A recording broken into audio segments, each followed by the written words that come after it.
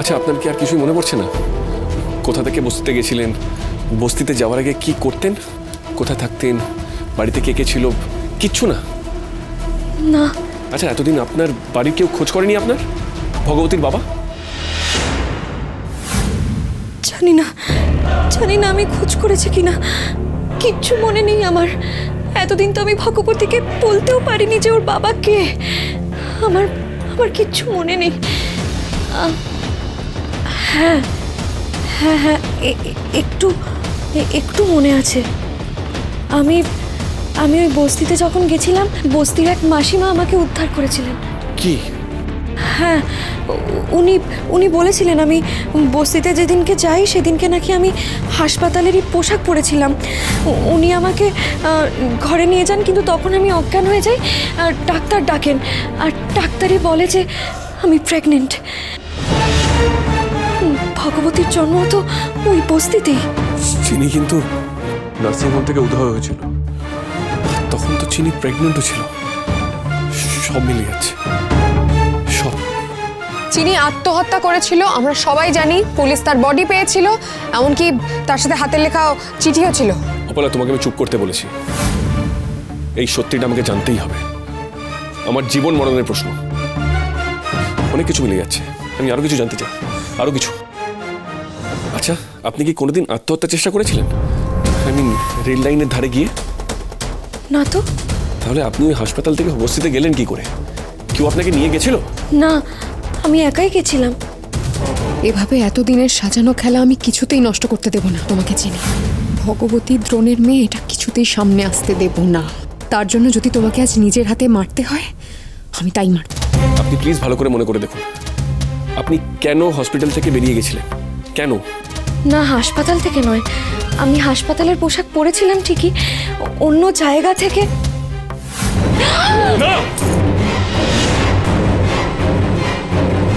চিনি! কি রে, কি বুঝছিস বলতো? কি বুঝো বলো তো? পড়ে গিয়ে মাথায় চোট পেয়েছে সেটুকু তো দেখতে পাচ্ছি। ফার্স্ট এড করে দিয়েছি, কিন্তু জ্ঞান কেন ফিরছে না সেটাই চিন্তার।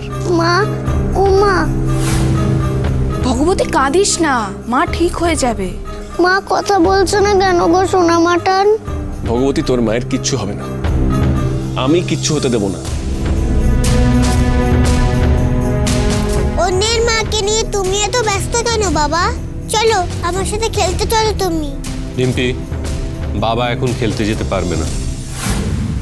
হ্যাঁ যাবে। ও বাবা চলো না বাবা, চলো। ডিম্পি, তোমার বাবা একজন ডক্টর, জানো না? দেখছো তো সামনে একজন অসুস্থ মানুষ, তাকে এই অবস্থায় ছেড়ে আমি খেলতে যাব? বলছিলাম একটু জলের ছিটে দিই। হ্যাঁ হ্যাঁ, জলের ছিটে দিলে বোধহয় জ্ঞানটা ফিরবে। একটু নিয়ে আসো না।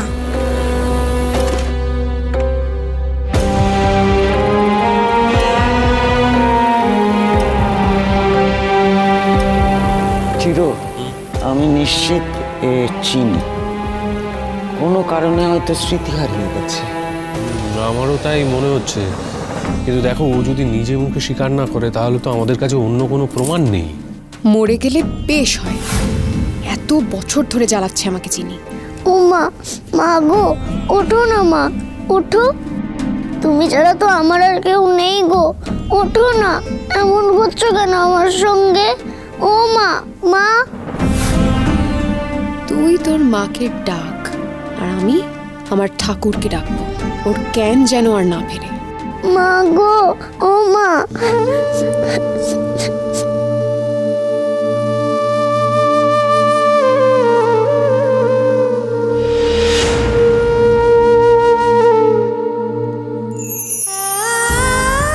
এই তো মা চোখ খুলেছে।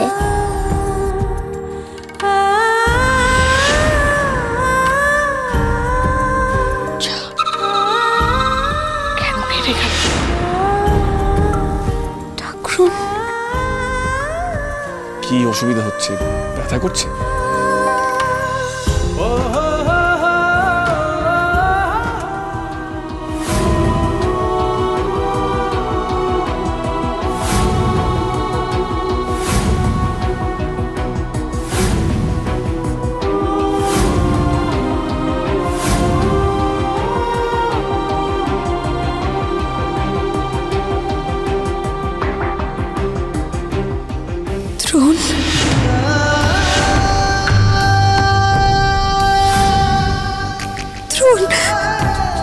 চিনি দ্রোণ, চিনি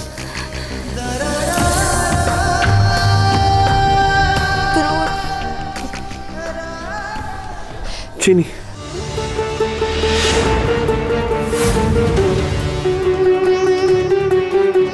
মনে পড়ে গেছে, মনে পড়ে গেছে, চিনির সব মনে পড়ে গেছে। ও দ্রোণকে চিনতে পেরে গেছে। চল শিগগির পালাই, চল চল। এই এই এই এই যে এই যে এই যে এই যে কোথায় পালাচ্ছেন? হ্যাঁ, পালাচ্ছেন কেন? যে এই চিনির সবকিছু মনে পড়ে গেল অমনি চম্পট দিচ্ছেন কেন বলুন তো? হ্যাঁ, এইবার সত্যিটা জানা যাবে বলে, তাই তো?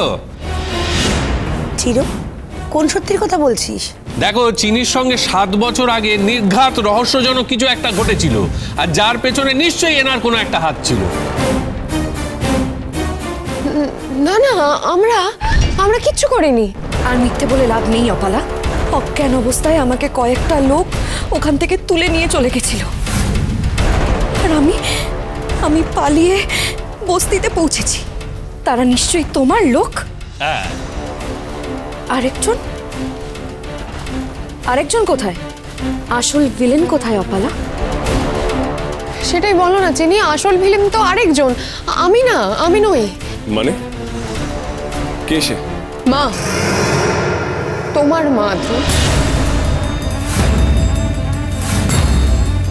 অন্তরা? হ্যাঁ হ্যাঁ, সব প্ল্যান ওনার। চিনির সাথে যা যা হয়েছে সব প্ল্যানই কিন্তু মায়ের ছিল। আর তুমি? আমি কি উনি আমাকে বলেছিলেন যে দ্রোণের সঙ্গে উনি আমার বিয়ে দেবেন, সেই জন্য উনি যা বলেছেন আমি ওনার কথা মতো কাজ করে গেছি। দ্রোণ, এটা আমি যা করেছি শুধু তোমাকে পাওয়ার জন্য। এটা ভালোবাসার টান ছাড়া কিচ্ছু না। আর যা করেছে বাকি সব তোমার মা করেছে না, আমি কিচ্ছু করিনি। আমি বলতে পারবো না। মা? হ্যাঁ দ্রোণ, আমি জানি তুমি শুনলে কষ্ট পাবে, কিন্তু সত্যিটা তাই।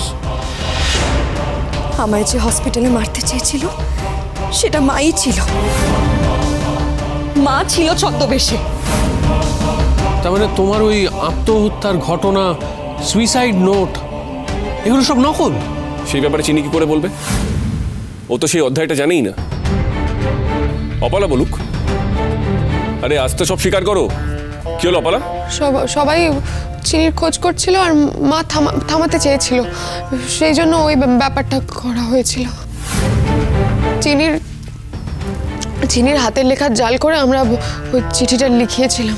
তার মানে চিনির প্রতি আমার যে এত বছরের রাগটা পোষা ছিল, সেই দায়টা তোমাদের? তোমরা ওই কথাগুলো বানিয়ে চিঠিতে লিখেছিলে যাতে আমি চিনির উপরে রেগে যাই, ওকে আমি না খুঁজি? ছি অপালা, ছি। ছি বলতে হলে মাকে বলো দ্রোণ, সব প্ল্যান কিন্তু মার। সে তো যা বলার বলবোই। মা হসপিটাল থেকে সুস্থ হয়ে ফিরলেই আমি সব কৈফত চাইবো। মায়ের কাছে জানতে চাইবো মা এরকম কেন করলো। সেটা আমি জেনে গেছিলাম, তাই তো আমাকে মারতে চেয়েছিল। আমার বাবার মৃত্যুর জন্য দায়ী তোমার মা, আমার মায়ের সঙ্গে যা যা হয়েছে, আর তাই তোমার মা। আমি জাস্ট ভাবতে পারছি না মা এরকম একটা কাজ কি করে করতে পারে। দ্রোণ, এখন আর এসব কথা নিয়ে মাথা ঘামাস না তো। এত বছর পর তুই চিনিকে ফিরে পেয়েছিস, তার চেয়েও বড় কথা তোর মেয়েকে ফিরে পেয়েছিস।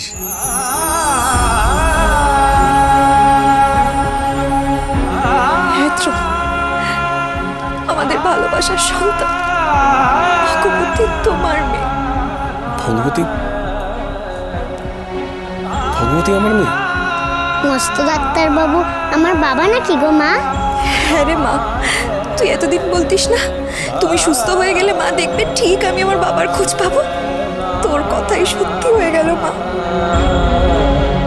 আমার স্মৃতি ফিরতে না ফিরতেই তুই তোর বাবাকে পেয়ে গেছিস।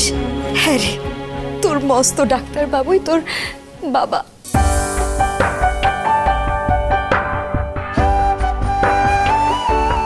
ভগবান তোকে তোর বাবার সাথে মিলিয়ে দিয়েছে।